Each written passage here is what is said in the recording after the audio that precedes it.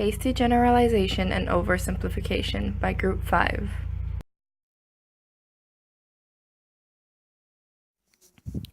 The word haste has both Old French and English origins as the word haste. Then in Middle English the word haste comes about. The word generalize has an English origin. The word was initially general, then "ize" was added to the end of it, making it generalize, which means reduced to a general statement. The word over is of Germanic origin, related to Dutch over and German Uber, from an Indo-European word which is also the base of Latin super and Greek hopper. What is a hasty generalization and oversimplification fallacy? A hasty generalization is an informal fallacy of faulty generalization by reaching an inductive generalization based on insufficient evidence, essentially making a rushed conclusion without considering all of the variables. An example of this would be: you are in a relationship with a black man and he lied to you. You decide that all black men are liars. This is a hasty generalization because, based on one experience with black men, you then go on and generalize that all black men are liars. Another example of this would be: Jamaica was on a bus and there were a group of Mennonites that smelled. She decides that all Mennonites smell. Again, the same thing applies. Jamaica went and generalized that all Mennonites smell based on one experience she had.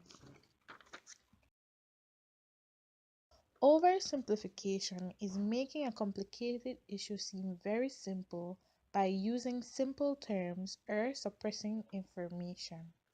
An example of this would be: our country's current lack of moral standards was caused by the poor example set by Honorable Dean Barrow when he was Prime Minister. Although Honorable Dean Barrow did not set the best example, it isn't reasonable to argue that his example is responsible for morality of the entire country. Another example of this would be: global warming is caused by using hairspray and other beauty products. This basically goes on saying that only hairspray and other beauty products cause global warming, which is an oversimplification.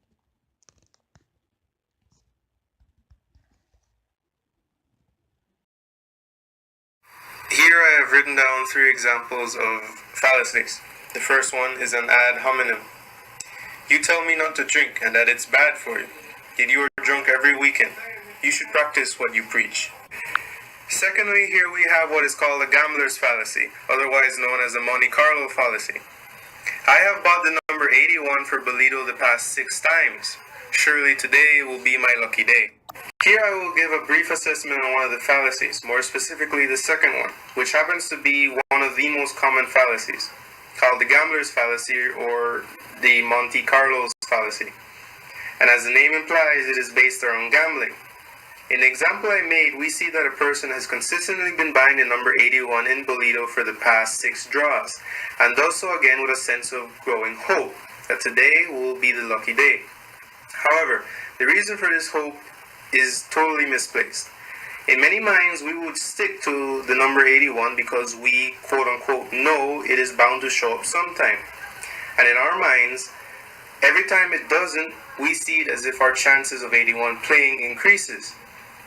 This belief is extremely flawed, as 81 has the same chance of winning from the first draw 6 days ago as it has in a draw 20 days or even 50 days from now. Here we have an anecdotal fallacy. It's because you didn't share your cookie with me this morning that you have spilled your lunch now. Why are fallacious arguments objectionable?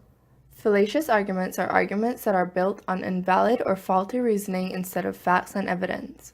Fallacious arguments are sometimes deceptive to human reasoning and would appear to be logical but are in fact not logically valid.